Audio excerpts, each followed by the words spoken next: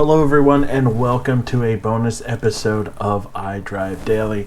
Today we're going to build the C8 Corvette I would want to buy if I were actually in the market for a C8 Corvette.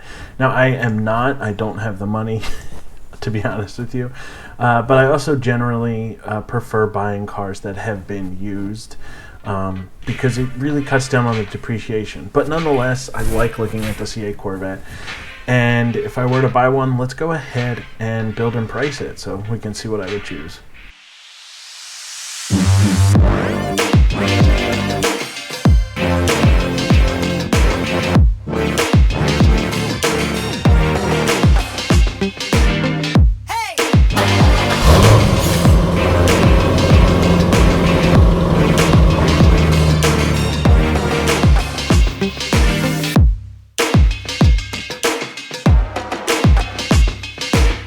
Okay, now I do like the C8 Corvette. However, I'll be perfectly honest with you, I prefer the generation C4 to C7. But nonetheless, let's take a look and see what I would pick.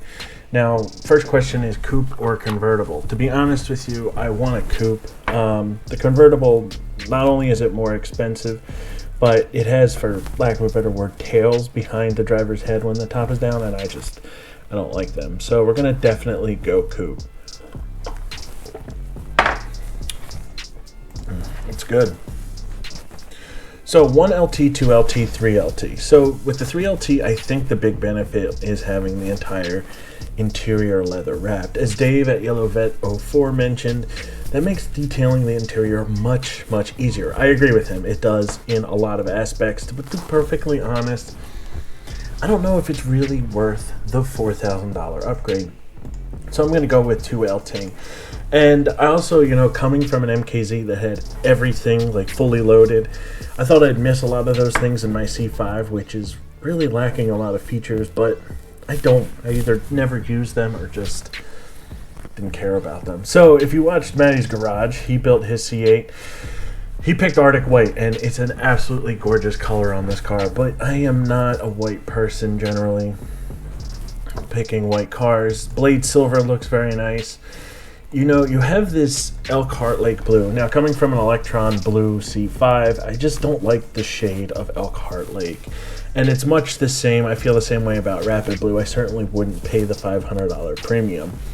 Zeus Bronze looks nice, however, I'll be honest with you, I'd rather have that on my luxury sedan, not my sports car, although it probably wouldn't be hard to twist my arm should it come down to it. Accelerate Yellow, sorry Dave, but this yellow's just a little I don't know, I don't like it. I'd much rather have this in Millennium Yellow. Millennium Yellow, I think, is a nicer yellow, especially for cars. This Accelerate Yellow is just a little too pale for me. So that leaves Sebring Orange and Long Beach Red. Now, Sebring Orange I like the look of the Sebring Orange, but I'll be honest with you, I don't know that I really would want an orange car. The Long Beach Red, though, is right up my alley. So I've owned two maroon cars. One of them, of course, was my town car you saw earlier this season. My MKZ was also a dark, was ruby red. So I absolutely love maroon cars, and you know what? I think this car looks really sharp in maroon. For accent stripes and decals, the only thing I would consider picking is this dual racing silver stripe in sterling silver. But to be honest with you, like everyone else, I'm going to leave that to the aftermarket because, quite honestly, I think either a single stripe would look better or even an offset stripe. I've always liked offset stripes. There's just a lot of cool things you could do aftermarket wise that would just probably make it look better. So let's go ahead into the interior. Now, my Electron Blue C5 has a gray interior, so while I would lean towards that, and it certainly looks sharp from the outside of the car, with the gray interior and the red paint, I don't know that I really want another gray interior. I've always preferred black interiors, although I really love my gray interior. The other options are Adrenaline Red, which is a definite no for me. I'm not a red interior kind of guy, which is ironic because my town car has red interior, but I'm not interested in that. And the Natural Milan, I'm sorry, the natural color, I'm not interested in either. So we're going to go jet black on this and just keep it basic. Moving on to packages. So, you know what? Everyone has picked the Z51 package. I'm going to do the same. I really think that it is a no-brainer.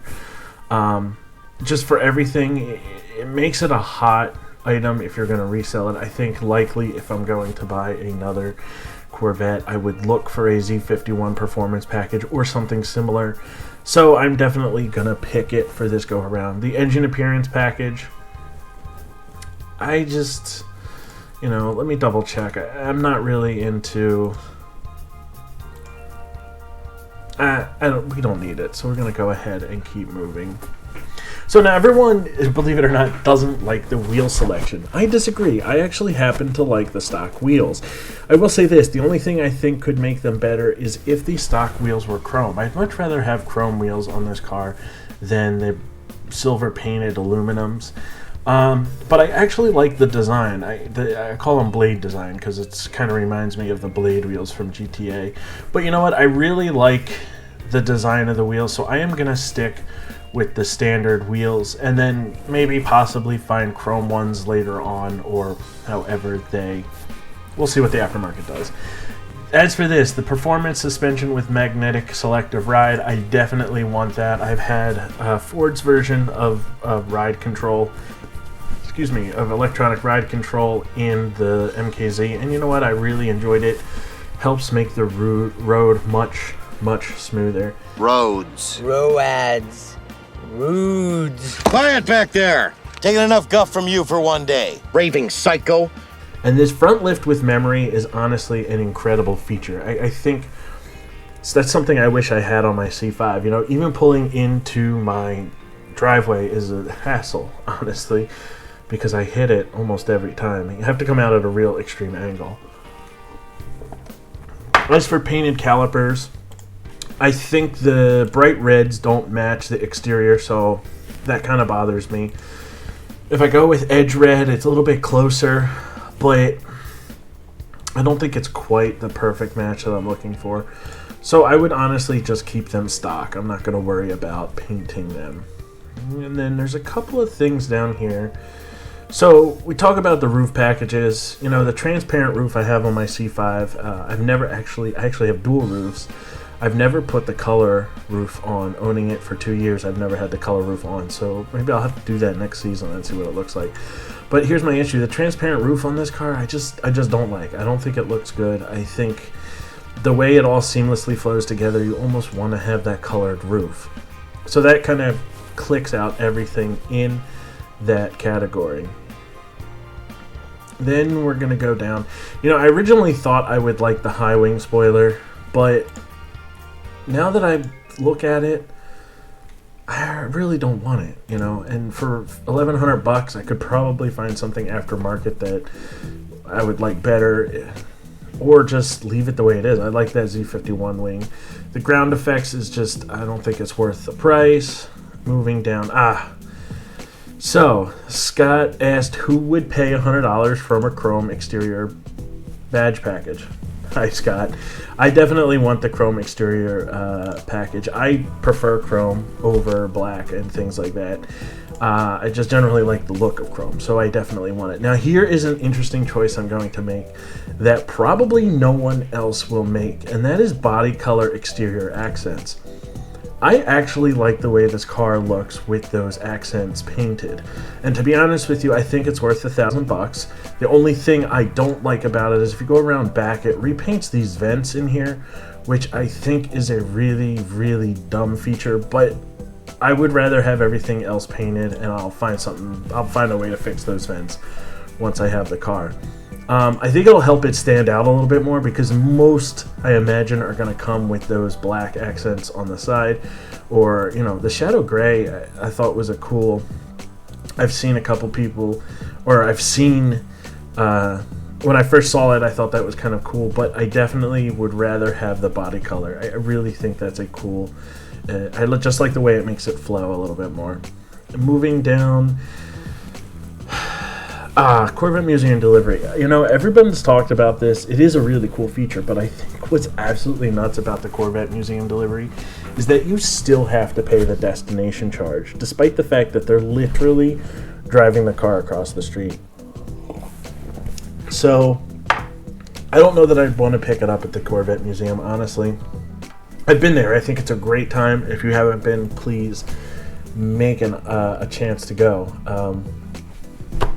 But yeah, I wouldn't get the delivery because that destination charge doesn't go away, which is pretty dumb. So then you have the interior options: GT1, 2, or Competition Sport bucket seats. I've known a lot of people want either the GT2 or Competition Sport bucket seats, but I'll be honest with you, here is the thing. Until I sit in them, I'm not 100% sure. I don't like the look of the Competition Sport seats, and the GT2 has that open back in the top.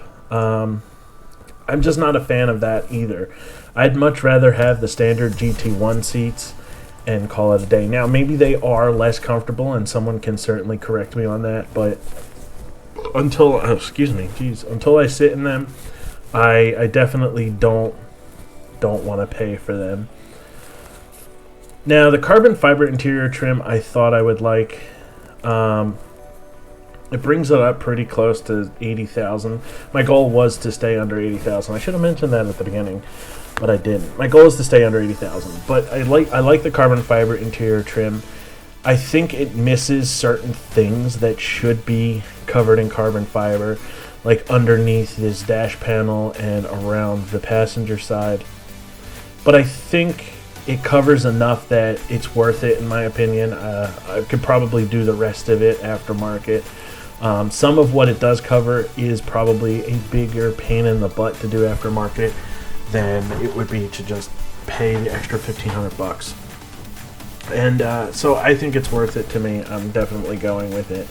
Some of this other stuff, interior plaque, museum, logo plaque, removable roof panel, storage bag, these are like legitimate random accessories that I just don't think you need or really want. All this stuff is just, So this was cool. The matching luggage, I think that's a really cool feature. But for $750, I can personally get much better luggage outside of aftermarket. So we're just going to go ahead and summarize this and see where we're at. So for $79,275 with a destination freight charge of $1,095, which does not go away if you pick it up at the museum, I have built my C8. Now, I am pretty excited. I would definitely want this car. But like I said, I think ultimately I prefer the C4 to C7 generation, and really have only come around to the C7s more recently. And you know what? I'll be perfectly honest. It's a whole mid-engine thing. I don't know that I want a mid-engine car. I'm a big guy of heritage, and you had 66 years of front mid-engine, so I'm a little bit bitter over the mid-engine. But you know what? I think that it was a smart move for Chevrolet, and nonetheless, it is a gorgeous looking car. So I am going to send this over to Scott at Team 512. If you build your C8 as well, send him a link. I'll put the link in the video so that you guys can follow it. Send one to him. He is planning on doing something with them, and I'm not quite sure what. He said he would feature them, so we'll see where that goes. And Happy New Year. See you. Tomorrow starts the new year, so I'll see you next year.